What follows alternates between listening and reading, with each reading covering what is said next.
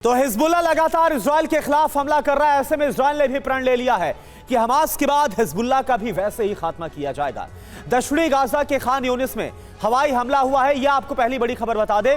IDF ने नासिर अस्पताल के पास हमला किया।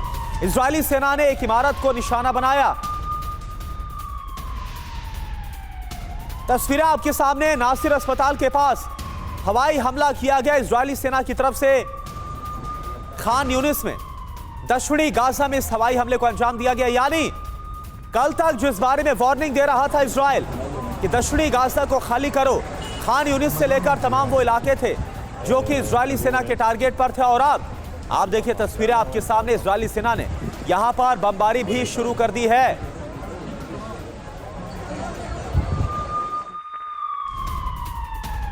एक और बड़ी खबर, इजराइल के तेल अवीव में मिसाइल से हमला हुआ। अल कस्साम ब्रिगेड ने दागे ताबड़तोड़ मिसाइल। आयरन डोम ने कई मिसाइलों को नष्ट किया। तेल अवीव समेत कई शहरों में सायरन बज रहे हैं।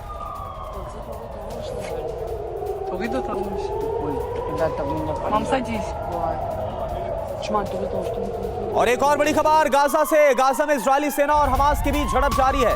छापेमारी के दौरान हमास ने आईडीएफ जवानों पर हमला किया। हमास ने हमले का वीडियो भी जारी किया है।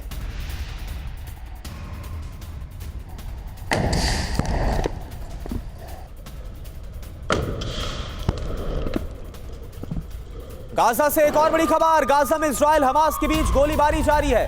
भीषण गोलीबारी के बाद आसमान में छाया धुएं का गुबार। तस्वीरें आप देखिए।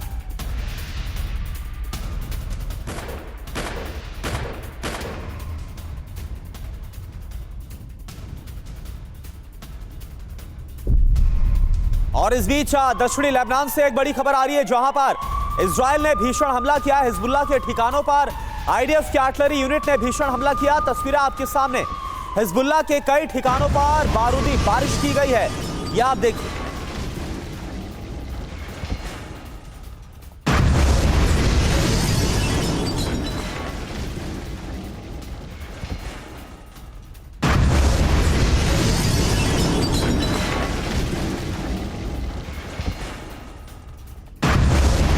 और वहीं उत्तरी गाजा से एक और बड़ी खबर आ रही है। उत्तरी गाजा में इजराइल का बड़ा हमला हुआ। इस्लामिक जिहाद के हथियार डिपो को उड़ाया। छापेमारी में बद्र 3 रॉकेट बरामद हुए थे।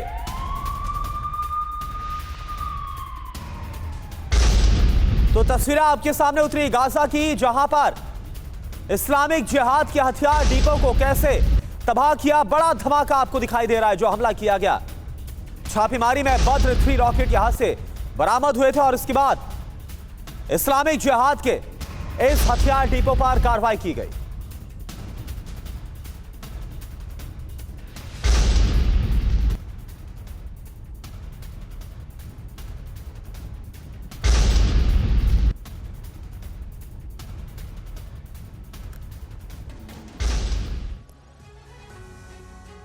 दुनिया गाजा युद्ध में फंसी थी और यूक्रेन युद्ध में रूस को बहुत बड़ा झटका लग गया।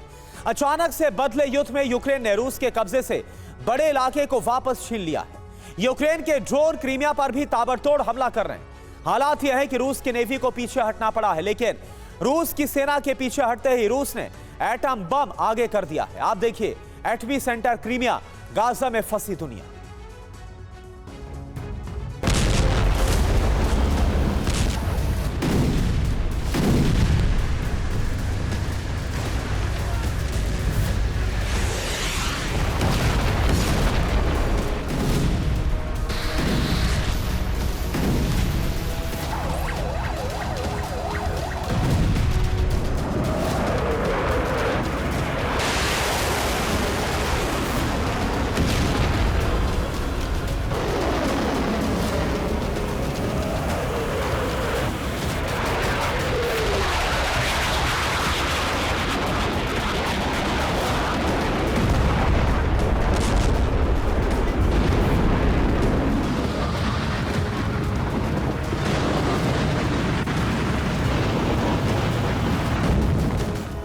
गाजा के धमाकों में ध्यान नहीं गया। क्या रूस से क्रीमिया छिन गया?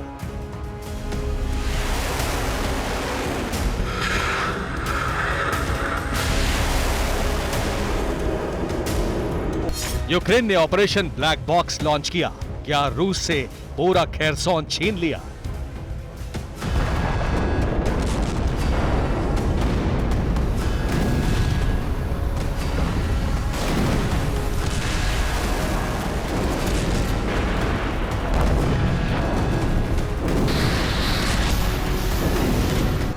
रूसी मिसाइल में एटम बम लोड, क्या होने वाला है परमाणु विस्फोट?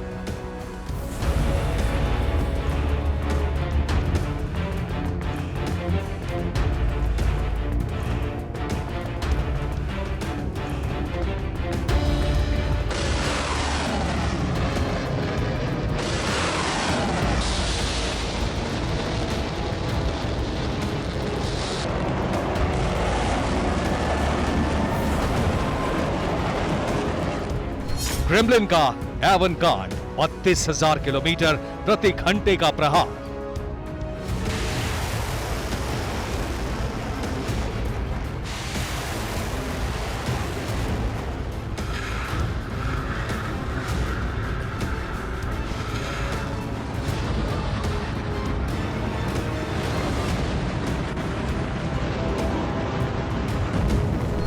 गाजा में फंसी दुनिया और एटमी सेंटर बन गया क्रीमिया।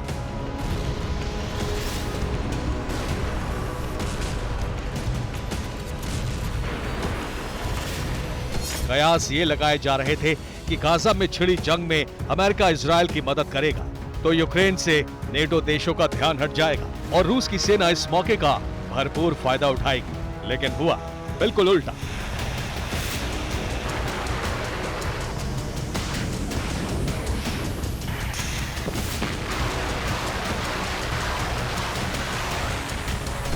यूक्रेन की ओर से ऐसा पलटवार हुआ कि रूस को जीते हुए खेरसोन का भी बड़ा हिस्सा गंवाना पड़ा।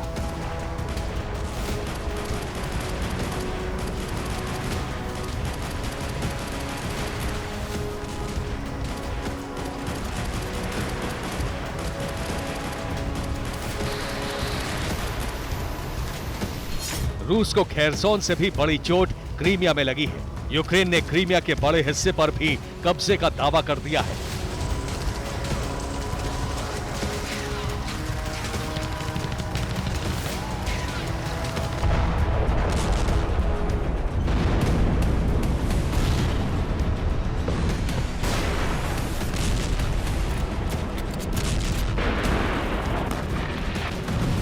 नेटो से मिले हथियारों की नई खेप के दम पर यूक्रेन की सेना ने रूस को बड़ा झटका दे दिया है।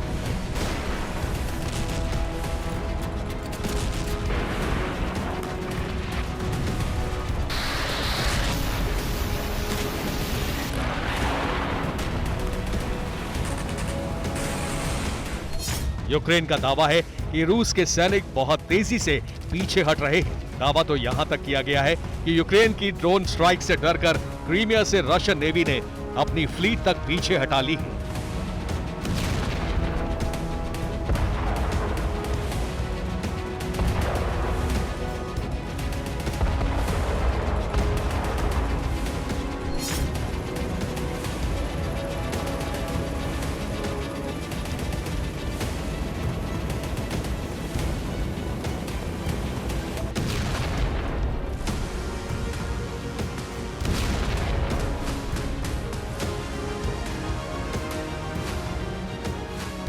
यूक्रेन के अवदीवका में भीषण जंग छिड़ गई है। जहां कुछ दिन पहले तक 30,000 लोग थे, वहां सिर्फ 1400 लोग बचे हैं। यूक्रेन डिफेंस ने अवदीवका में रूस को बड़े नुकसान का दावा किया है। मोर्चे पर हर दिन रूस के 500 से 1000 जवान मारे जा रहे हैं।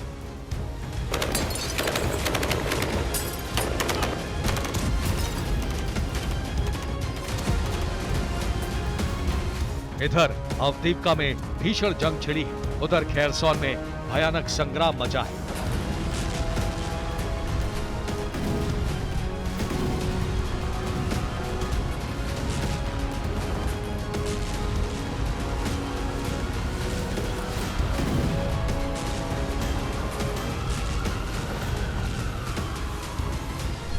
यूक्रेन की सेना तेजी से आगे बढ़ रही है। यूक्रेन के जवान नीपर नदी पार करके तेजी से खेरसोन के उन इलाकों पर कब्जा कर रहे हैं जिन्हें जीतकर पुतिन ने रूस में शामिल करने का ऐलान कर दिया था।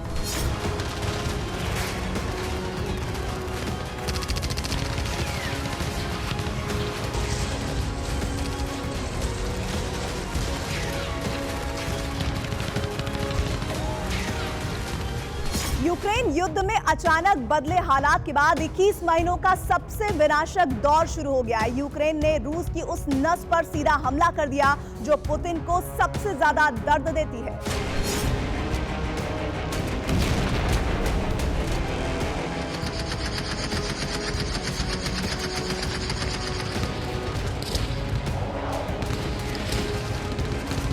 यूक्रेनी सेना अब क्रीमिया को लेकर फाइनल ऑपरेशन कर रही है।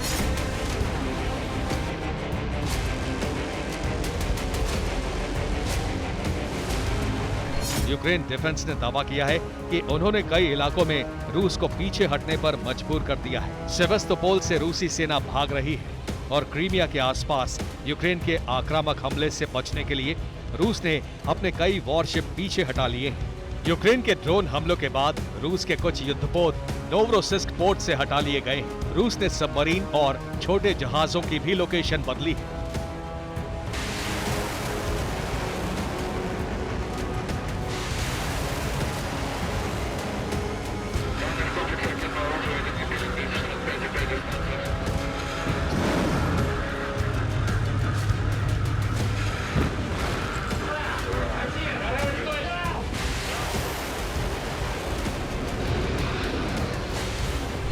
ये महाविनाश लाने वाली खबर है। किसी भी वक्त रूस के एटमी विस्फोट की खबर आ सकती है, क्योंकि चुनावों से ठीक पहले पुतिन हार और क्रीमिया पर यूक्रेन का कब्जा बर्दाश्त नहीं कर सकते।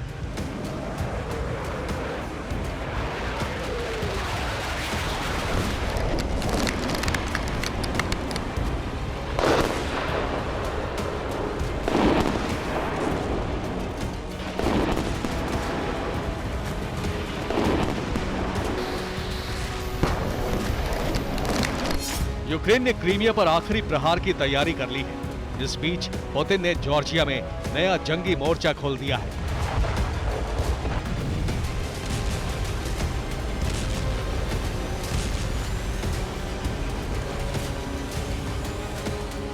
रूस ने जॉर्जिया के पास अबखाजिया में स्थायी नेवल बेस बनाने का फैसला किया है। रूस अबखाजिया को स्वतंत्र देश बताता है, लेकिन यूएन अबखाजिया को जॉर्जिया का संप्रभु क्षेत्र मानता है। रूसी नेवी ने क्रीमिया के पास के नोवरोसिस्क पोर्ट से नेवी फ्लीट को अबखाजिया शिफ्ट करने की तैयारी शुरू कर दी है।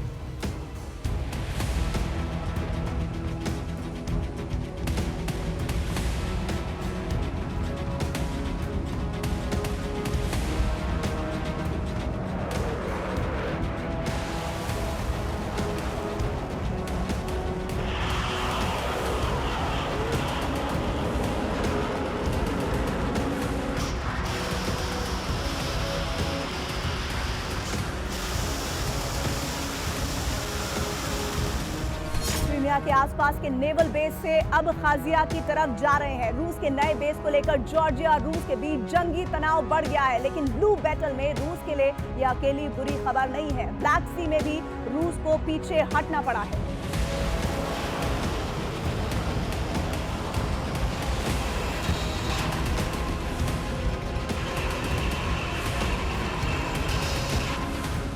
पहली बार ब्लैक सी में यूक्रेनी नेवी की ड्रोन फ्लीट तैनात कर दी गई है। यूक्रेनी ड्रोन फ्लीट के आगे रूसी नेवी को पीछे हटने पर मजबूर होना पड़ा है। यूक्रेन के ड्रोन की वजह से रूस को कई जंगी जहाज पीछे हटाने पड़े हैं। ब्लैक सी में रूस को अपना प्लान बदलना पड़ा है।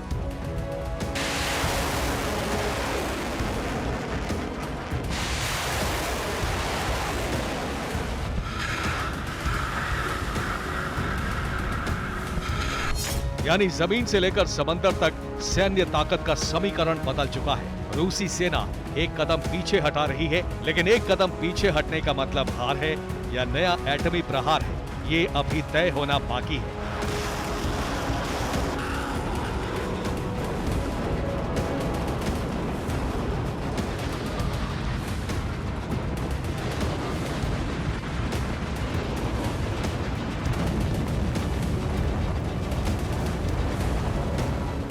इस बीच पुतिन ने नेटो को गंभीर अंजाम भुगतने की चेतावनी दी है। पुतिन ने न्यूक्लियर वॉरहेड से लैस उस मिसाइल को मिसाइल साइलो में तैनात करवा दिया है, जिसका जवाब अमेरिका समेत दुनिया के किसी देश के पास नहीं है।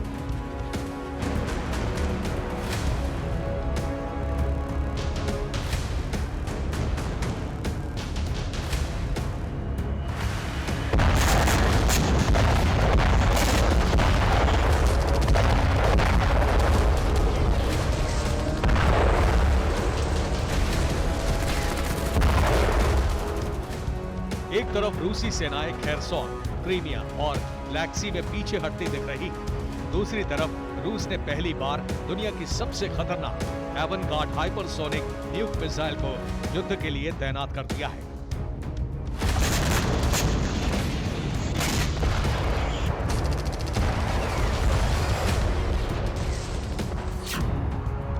एवनगार्ड हाइपरसोनिक मिसाइल धरती के किसी भी कोने में 30 मिनट के अंदर परमाणु हमला करने में सक्षम है। एवनगार्ड हाइपरसोनिक मिसाइल आवाज की रफ्तार से 27 गुना तेजी से हमला करती है, करीब 33,000 किलोमीटर प्रति घंटा।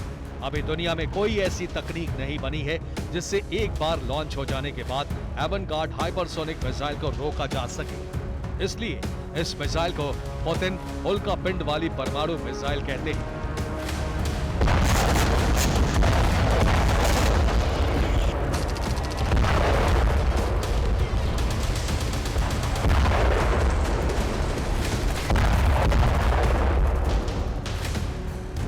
रूस की एवनगार्ड वो हाइपरसोनिक मिसाइल है जिससे पेंटागन को सबसे ज्यादा टेंशन होती है। दुनिया में कहीं भी अब इसका जवाब तलाशने के लिए अमेरिका करोड़ों डॉलर खर्च कर चुका है।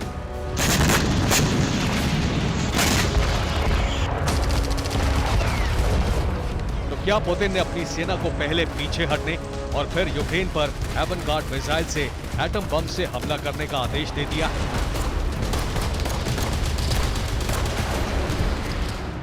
रूस एटमी हमला कर सकता है। इसका अंदेशा इसलिए भी है क्योंकि बैरेंट्स, नॉर्वेजियन और ब्लैक सी में रूस के Tu-160 परमाणु बॉम्बर उड़ान भर रहे हैं।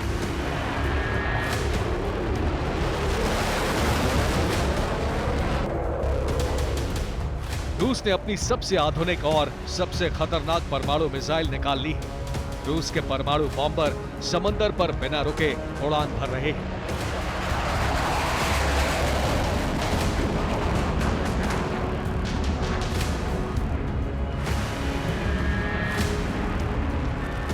क्योंकि रूस को यूक्रेन के सीक्रेट प्लान का पता चल गया है। क्रीमिया को वापस हासिल करने के लिए Ukraine project black box launch करने वाला है। यूक्रेन में लंबे वक्त से प्रोजेक्ट ब्लैक बॉक्स पर काम हो रहा था। प्रोजेक्ट के लिए फंड जुटाया गया, लेकिन डिटेल सीक्रेट रखी गई। सितंबर 2023 तक प्रोजेक्ट ब्लैक बॉक्स से विशेष फंड में 2075 करोड़ रुपए जुटाए गए। 16 नवंबर को पहली बार यूक्रेन के इस गोपनीय प्रोजेक्ट का राज खुला। प्रोजेक्ट ब्लैक बॉक्स के तहत 800 किलोमीटर की रेंज वाला यूक्रेन ने लॉन्ग रेंज ड्रोन तैयार किया है। 800 किलोमीटर की रेंज वाला इसी बीवर ड्रोन से यूक्रेन क्रीमिया पर सबसे बड़ा हमला करने वाला है। इसी बीवर ड्रोन से रूस के कब्जे वाले इलाके और रूस के अंदर कई हमले किए गए हैं।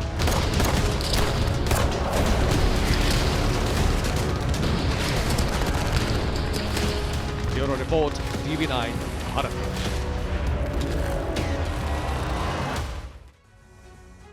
तो सवाल यह है कि क्या गाजा युद्ध में हमास हिजबुल्लाह के साथ ईरान की भी एंट्री होने वाली है? क्या जल्द ही पूरे मिडिल ईस्ट में बारूदी कोहराम मचने वाला है? आखिर ये आशंका क्यों जाहिर की जा रही है? तो इसके पीछे की वजह है लेबनान और सीरिया पर आईडीएफ की स्ट्राइक, और इसके बाद ईरान ने बैलिस्टिक मिसाइल का टेस्ट करके ताकत की नुमाइश की। तो क्या बेंजामिन के बारूदी घात से ईरान हिजबुल्लाह समाप्त हो जाएंगे? आप देखिए इस रिपोर्ट के जरिए।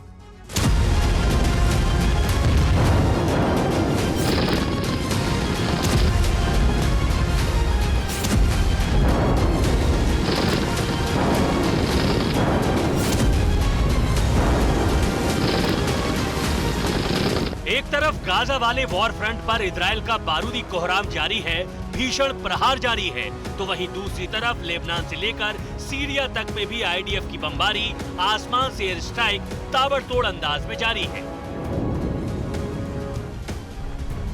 नेतन्याहू का प्रण सिर्फ हमास का खात्मा ही नहीं, बल्कि हमास के उन मददगारों को भी तबाह करना है जो जंग में इजराइल के खिलाफ खड़े हैं। और इसी कड़ी में इजराइल की सेना ने सीरिया में ईरानी प्रॉक्सी के ठिकानों पर बमबारी की, लेबनान बॉर्डर पर हिजबुल्लाह के अड्डों पर स्ट्राइक की। दरअसल इजराइल का स्टैंड क्लियर है, ईरान समर्थित गुटों का सफाया, जो न सिर्फ हमास की मदद कर रहे हैं बल्कि मौका मिलते ही इजरायली सेना पर हमले से भी नहीं चूक रहे। और इस कड़ी में सबसे बड़ा नाम है लेबनान के हिजबुल्लाह संगठन का, जो लगातार आईडीएफ पर अटैक कर रहा है। इजरायली सेना के मरकावा टैंक को उड़ा रहा है।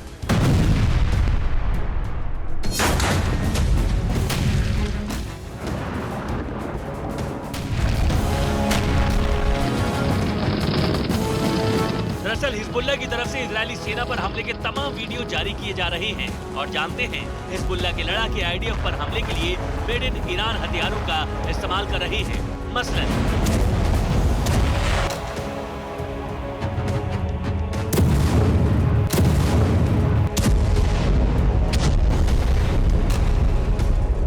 हिजबुल्लाह का पहला हथियार अल नूर एंटी शिप मिसाइल, हिजबुल्लाह का दूसरा हथियार फतह 110 बैलिस्टिक मिसाइल, हिजबुल्लाह का तीसरा हथियार टैक्टिकल बूस्ट ग्लाइड वेपन।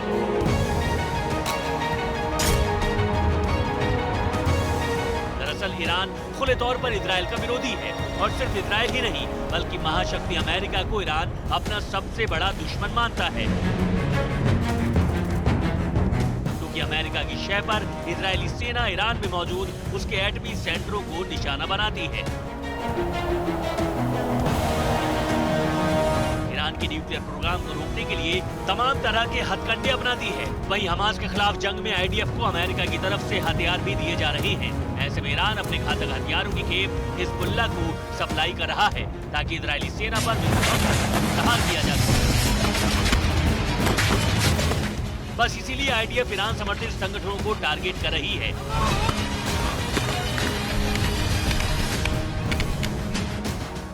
ताकि हमास के साथ साथ हिजबुल्लाह, हूती समेत तमाम संगठनों का सफाया हो और इसके चलते ईरान को जंग में कूदना पड़े। और शायद ऐसा होता दिखाई भी दे रहा है। लेबनान और सीरिया में आईडीएफ के हमले के बाद ईरान ने अल्मास 1 बैलिस्टिक मिसाइल का टेस्ट कर अपनी ताकत की नुमाइश की। यकीन मानिए अगर ईरान भी जंग में कूदा तो फिर इजराइल जो चाहता था वो हो जाएगा और इसके साथ ही हमास हिजबुल्लाह का दी एंड तो होगा ही, ईरान का भी नक्शा बदल जाएगा, क्योंकि फिर जंग में इजराइल के साथ महाशक्ति अमेरिका एंट्री मारेगा। Bureau report, TV9 Bharatvarsh.